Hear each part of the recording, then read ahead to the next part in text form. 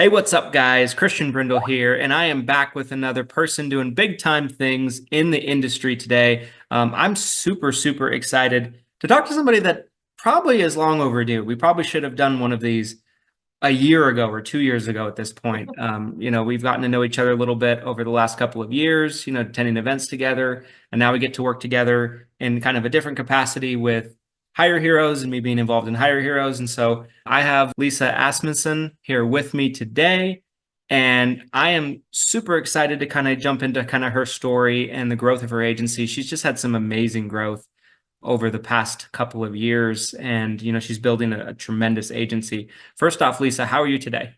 I'm good today. It's a wonderful day in Colorado. We're having nice, cooler than usual temperatures, and it's beautiful here. I think it's a lot similar to your climate there in Salt Lake, so it's a nice place. Yeah, I always say Colorado and Utah are like sibling states, you I know? agree. We're a little more crowded than you, I think, but we'll get there. Yeah, we're Yeah, getting there. We're getting there. yeah, I you think, are. I was in Idaho over the weekend, and I was like, okay, Idaho is much more, you know, wide open and there's less people there. I'm like, so Idaho is kind of reminding me what Utah might have been when I was growing up. It was just much Yeah, more probably so. wide open. But so, Lisa, I wanted to just kind of spend some time and kind of dive into your story with your agency. So, give us the background, right? Give us the beginning all the way from the start of how you kind of got into the industry. How did you get into insurance? What were you doing beforehand? And yeah, give us the details Okay. on So I started in the Medicare insurance industry as a second career, not something that was planned at all or even on the radar. I finished a career in teaching and retired as a classroom elementary school teacher. And I took my own two children out of school and traveled the US for a year. So we took a large fifth wheel camper and a crew cab F-250 truck, and we headed out, and it was my daughter at the age of 11 and a son at the age of 14. My husband stayed behind because we needed health insurance, and he that. had a job with insurance. And he also is not really good at traveling the way I sometimes like to travel, which is not all reserved ahead of time. So Yeah. we set out on the road and traveled for a year. And just to make it kind of brief, during that year, I lost my stepdad, and I was on the coast of Florida. And my sister came to Colorado to be with my mom. And then my mom flew out to Tennessee and joined us for the remaining, probably about three and a half weeks of our travels that year. When we returned to Colorado, my plan was to put the kids back in school and to substitute teach, to supplement our household income with some substitute teaching. The rate for a retired teacher is okay, and it's very flexible, which is what I was looking for. And I did that. And in the meantime, my mom decided she wanted to move closer to me, and we started the process of downsizing. Many seniors go through that whole process of getting situated in a place closer to family. So she Mhm. did that. With that, as we know now, but I didn't know then, some changes could happen in your Medicare. And after all the other things were finished with her move, she gave me a pile of papers and said, I need help with this. And it was Medicare. And I said, I don't know anything about Medicare. And that was the start. So I felt like I should figure it out to help my mom. One of the people I came across as I was trying to help my mom was already starting out in the business. And then she worked with another agent in the Denver area that I then became familiar with, Amanda Matthews, and she became kind of my driving force to get into the industry. So then I kind of spent some time after I helped my mom during that next year in just not sure if I wanted to do this. I started out kind of slow, and I always tell people, had I known what I know now, I would have got busy sooner.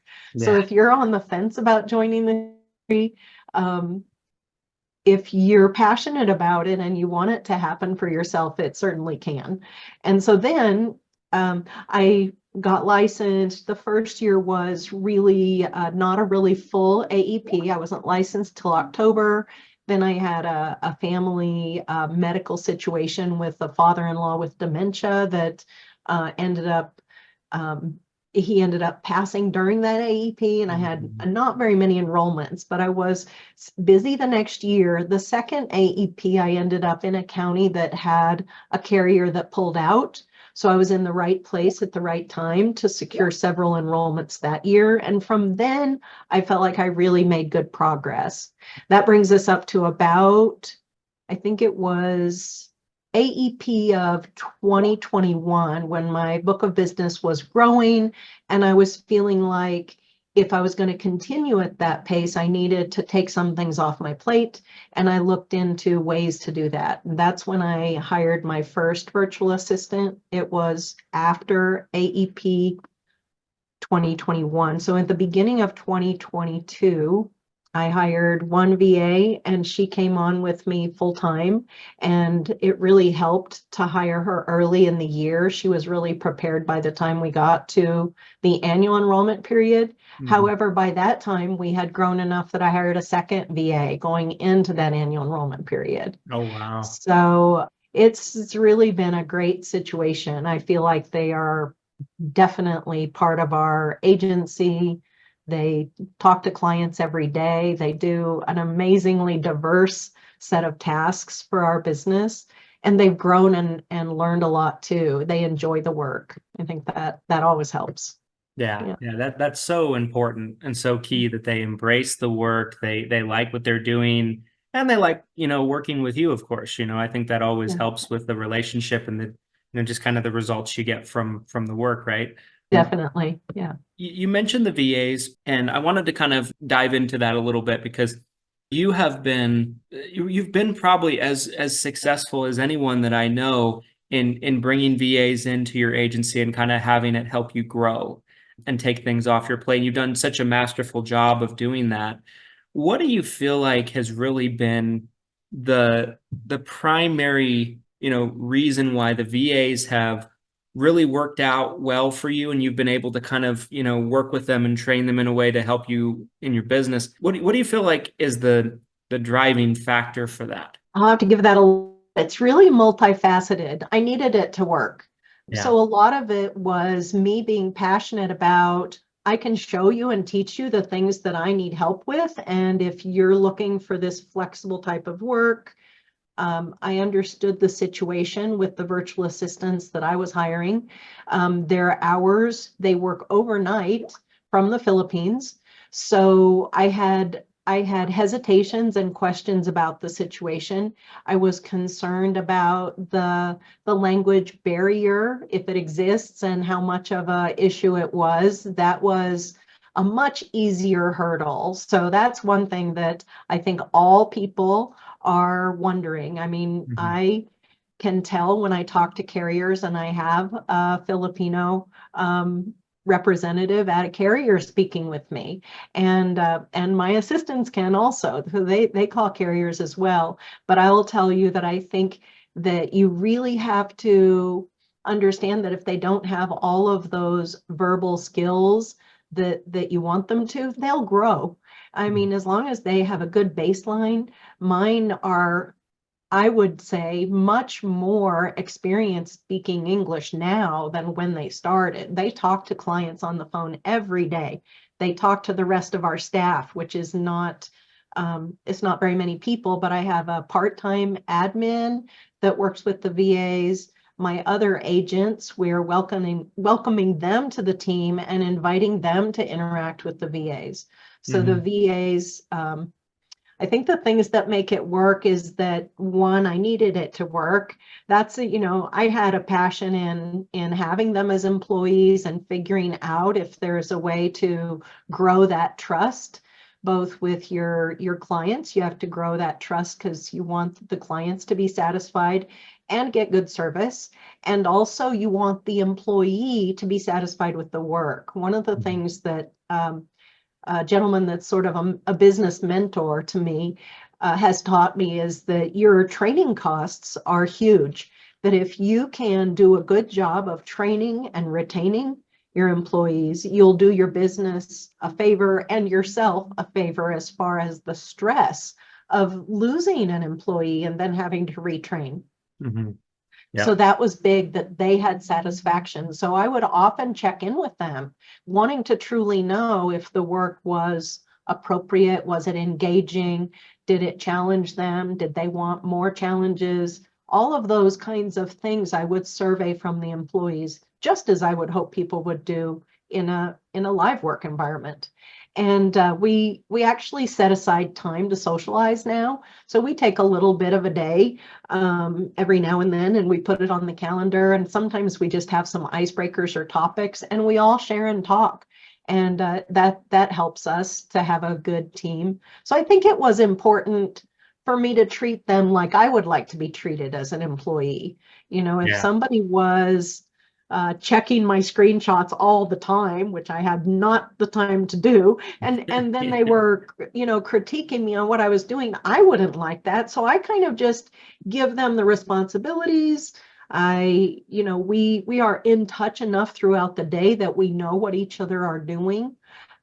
I do feel like I'm a little bit less demanding during the times of year that are not AEP. There are times of year that we are very busy, and they're very dedicated, and they follow through, and they do their best to serve our clients really well and not let things slide off the plate, and to achieve our deadlines. So during the times when we're not quite as busy, we're more flexible. We have opportunities for them to take extra time off. Like, we celebrate their birthdays, and we let them have a little bit of extra time off on birthdays, and they can use that as flex time, usually anytime within the week of their birthday. Um, I don't know what other things really were. I think showing them what to do and understanding that there's a learning curve, probably a little bit of it is Mm-hmm. due to my background as a teacher, and understanding that, if somebody is not getting it, it's not necessarily their fault. It Right. might be my Right. fault, might need another from another avenue or something like that to get the right result. But so far, we have been so successful. We have not presented any tasks to the VAs that we wanted them to accomplish that have been impossible. They've been able to do everything we've asked. And I know, Christian, you know some of this, but I have taught my VAs how to use translators and speak to non-English speaking Yeah. clients.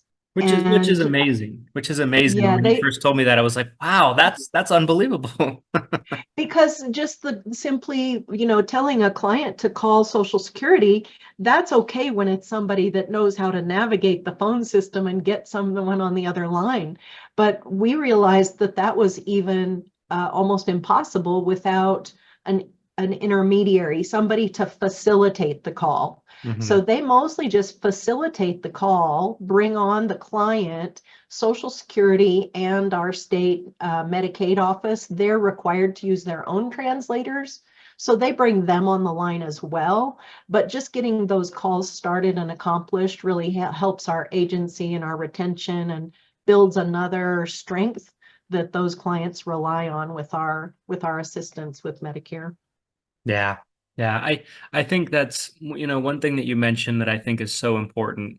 I mean, there's a handful of things you mentioned that I think are so important, but if there's one that I wanted to kind of highlight for everybody, is just the importance of teaching, right? And kind of Yes. mentioned your background as a teacher, and just kind of understanding that sometimes you need to, explain something a different way, or take something a different, Mhm. from a different angle to try to help it kind of sink in and be a little clearer for somebody. Glenn has always said it really well, that sometimes when people bring on a staff member, whether it's somebody that's, a VA, or whether it's somebody that's in person, right, in an office, sometimes they just kind of want them to come like out of the box, is the way Glenn always says it, right? They want them to like Right. just kind of show, just be out of the box, and, be ready to do everything that they need to do. And it's just not reality with anybody, right? With people in Right. general, they have to be trained. They have to be able to learn kind of how to do the tasks that you want them to do. But I also love what you said about being able to retain clients. That's so important. And that's such a great message, I think, for people to hear, because, you know, Well, retaining clients and using them in that way, but also retaining them as VAs. There's Right. two Right. dimensions of retention there that are real important. Yeah, retaining your employees, right? You're retaining your Yeah. employees so that way you can build duplication, right? So that Right. you can help train new people that come in, and it's just less of a burden on you, and Right. having to just retrain everybody over and over again. We that was definitely a pain point that we saw, in our Mhm. agency that, we had to learn as well. And I don't think it's talked about enough, for Helpful in that aspect too, because if you think of all the things that you need to do, so just some more background. So recently, just in this 2024, in this year, I've just been bringing on agents. So up until now, I have had the VAs working with me, and I'm the only writing agent up until this year. So this year we've brought on 2 LOAs and 1 independent agent. And the fact that the VAs know our system so well leaves those new agents have other resources to learn from besides me. So again, it helps to keep my plate a little bit more clear. They can schedule an appointment with one of the VAs to review features of the CRM. They can review features of a carrier portal. Maybe they need to learn some of our other internal software or systems. We use Canva, we use JotForm. We of course our agency, we use Skype as our main communication platform throughout the day. It's where we talk about what's happening with clients, emails, texts that are coming in, needs of clients, new requests, referrals. It's where we plan our seminars. It all happens in Skype, and that works out to be a really versatile platform with the recording. Just like recording a Zoom call, I can say, I'm going to show you how to do something new, and they'll say, do you mind if I record it? Not at all, because then if they miss a piece or a step, they'll go back and look at that on their own.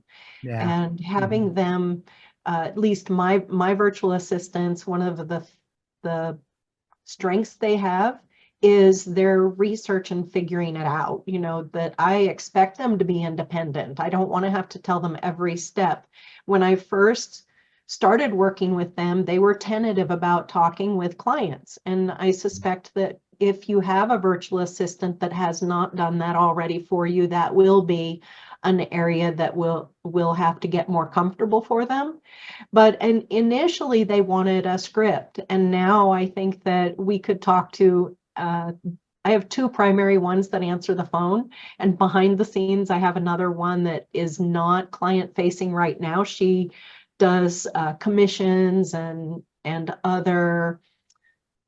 She does upkeep of the CRM in particular for new clients and or clients that we lose or pass away. She updates the CRM for those as well. The ones that talk on the phone, though, now it's very comfortable for me to speak to them and talk to them and say, oh, can you call so and say this? And they don't need a script. They understand the gist of the message. They call the client and it's done. It's not a struggle at all. So that's a Yeah. good thing. I Yeah. think that's great. I think that's so good. And yeah, I think, there's so much value. I mean, I even think about our team members that are in the office. It's in a very similar experience from when they first start. Maybe they're a little bit more unsure, they're a little bit more, nervous about maybe calling a client or saying something wrong. And then as time goes on, they get more experienced, and, before long, it's like, they're like, okay, I got this. I know exactly what to do. You can Right. really lean on them a little bit more. And I think it's just such a important thing, I think, for people to know when it comes to working with any staff members, but virtual assistants for sure. One thing I wanted to ask you, Lisa, is so since you really started bringing on virtual assistants, kind of going back, into your story a little bit about when you first started bringing them on, what kind of growth have you seen? How many years has it been since you brought on your first virtual assistant? And what kind of growth has your agency seen since then? Because, I know that you've become very masterful of protecting your time, Yeah. delegating, and using your time wisely in your agency. And I know it's boded tremendous results for you. So initially, my method of gaining new clients was mostly grassroots. So I did food pantries, I had tables at various different retail locations when they were available. And when I had opportunities to participate in community fairs, things like that, I would go. Now I don't do those things anymore. Well, what happened was I started training the VA, and we're growing. So I was still doing all of that grassroots stuff. We're still growing. I'm going places, keeping track of them. And then we got to probably just during the last 2 years, it's been just slightly over 2 years since I hired the first VA, and we've more than doubled our book of business. Wow, And that's amazing. we're on track to, well, already this year, we're only at the middle of July. And although, like most of us, we have heavier commissions paid out in the first part of the year, but we're already where we were last year as far as our total revenue. That's So we're great. That's expecting tremendous. another year of good growth. My business has moved from being just the grassroots to being more seminar based. So we go into the community, we do our own mailing in-house. So some of the things that you maybe use a third party for, if you're not fully maxed out in-house with your VAs, you can teach them to help you with those. So we set up our own system for doing our mailing, designing our piece, getting it out, collecting the RSVPs, calling them, and then processing them after the events. So we're keeping those costs in-house as well. Sometimes it still might make sense to use a third party, depending on the Mhm. time of year and what your staff is doing. During AEP, I might consider more using a third party like Leading Response or Lead Mhm. Concepts or one of those if I needed. But right now, this is working pretty well. So it's really allowed me to move toward that. And now, although I would really still like to be writing business to add to the revenue, I really need to be training the new agents. So it's one of those little, you grow a little bit and then you have to plateau while you build power to grow some more. So that's kind of where we are right now. We're not excelling right now, but with a lot of planning, we'll have a really good AEP and some good agents under us that can support more growth. Well, I love it. I love it. And, congratulations on all your growth and all your success. It's so cool to see. I remember, I'm trying to remember exactly how many years ago it was the first time we met at an event. I don't remember. Maybe you remember how many. I I was going to think that say 3 years ago, but maybe it's been more. yeah, Maybe it's been well, four. it's probably going to be, I think that before I was even at 150 clients, I think that you had an invitation on a group to come to a happy hour. And I think Yeah, that might be the first time that we came across each other, not really in person, but on a Zoom call during COVID. That that's would have been right. Yes. during COVID. So that was a while back. So, I mean, to see where you are now, versus when we first started to kind of get acquainted, it's so cool for me to get to see your growth from afar. It's exciting and I love it. It's my favorite part of this industry is to just kind of see, agency owners grow their business and, really just start to kind of develop, and figure things out like you have. So props to you on that. You've done such a great job. well, Um, thanks. I feel like I have a long way to go, but I'm very satisfied with it. But and I like the aspect that we're always learning, both within our business and about business in general, yes. how to run a business, how to have staff, how to put other supports in place. Those are all important. And that's one of the ways that is another tool that VAs can help you Mhm. is what if I have to write down my job description? I could do it. Can they do it? They can. Do you have standard operating procedures written already? I didn't, but we Yeah. do now. So we have those and we're continually adding them or editing where it's necessary to keep it as up to date as possible, knowing that even now we may grow in the aspect of adding more virtual assistants at some point, and it will be easy to teach them those skills that we've already documented. We know the learning hurdles to do those things. So Yeah. that's a good thing too. Yeah, absolutely. Absolutely. I Yeah. mean, that's the fun of business, I think, Right. sometimes is, you know, even no matter how far you are, there's always more you can learn. And there's Oh, always, yes. places you can kind of seek information to kind of continue to grow and everything like that. That's the fun part about it to me is it's always there's always more. There's more to learn, there's Yeah. more to do and that's the fun part about it. It can be anything you want it to be. Right. Um, Yeah. in business. I wanted to also ask Lisa, so you mentioned, you're starting to take on some LOAs and now you're starting to work with a couple of agents that work with your agency. What do you feel like? Let's say there's an agent that's watching this and they're relatively new to the industry. If you could tell yourself something today, knowing everything you know now, if you could tell Lisa that's starting out a couple of pointers. What would you tell newer, greener agent Lisa, knowing everything you know now? Um, well, one of the first big hurdles that and not really even a hurdle, just a blessing actually, was that you're going to get internal, or the people you serve well are going to know. So don't be timid about asking people right off the bat for referrals.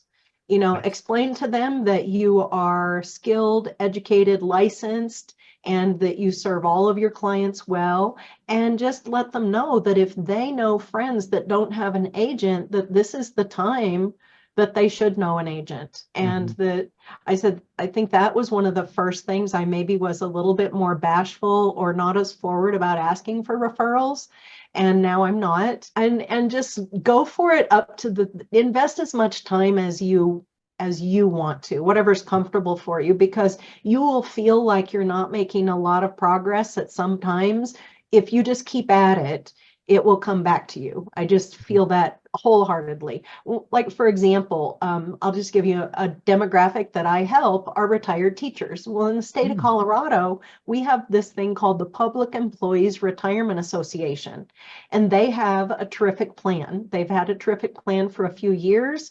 I will help guide you and look at the plan and help you to get to know it. And I won't make a thing, and you won't sign up with me, and you'll sign up with but that person will ask me. They'll say, well, how do you get paid? And I'll tell them, and I'll just say, what comes around goes around. I said, you're going to run into people that don't have para as an option. Tell them you know me. Mhm. And they do. So just by offering that extra assistance in an area where you're not going to get paid, that's a better lead source than one I could pay for. So Yeah. cultivate those opportunities to share, even in an area where it's not going to be a direct client enrollment, but it's going to offer you more chance to get in front of more people through referrals. I think that's pretty important. And Yeah, just that's a keep big at one. it. And then be thinking about, when you get to that stage where you're fairly busy, start to think about what things you're going to move off your plate and how soon you're going to do that, because otherwise you're not going to be satisfied, because you're going to be really busy and yet you have more need for growth. And if you have to stop at that point and train somebody, that's adding something to your very busy plate already. So I'm a very big proponent. A lot of people say it, they're right. Hire before you think you need it. Mm. Because as you train, you're going to create growth. That's the whole reason, is to handle a larger load. Having that extra support will lead to more client interactions and more growth. And if you're ready, you'll be better off for it personally with your own time. I love that. I love that. I think that's so powerful and a message I think agents need to hear. I mean, so often I'll see, in a Facebook group or something like that where an agent goes, I'm new. What advice will you give me? And, so many of the comments, they'll be like, work hard. Well, Yeah. obviously, right? Like, Right. okay, Yeah. be like, it's kind of like listening to a motivational speaker, like you like worked up, you get all fired up, you want to run through a wall. But it's like, okay, what do I do with all of this, motivation I Right. have, and I think that's the type of information I think agents need to hear because it's true. I think um, understanding the value of your time, understanding, how important it is to build that team, I think, is everything. And also understanding that, the best lead source you're ever going to get is somebody that heard about you from somebody that raved about you, Right. regardless if you were able to help them or not. I remember when I was a new agent, one thing I learned was something very similar is when I would work turning 65 business, which is what I did outside of AEP year round, I would come across people all the time that needed to take A and needed to postpone B because they're working, right?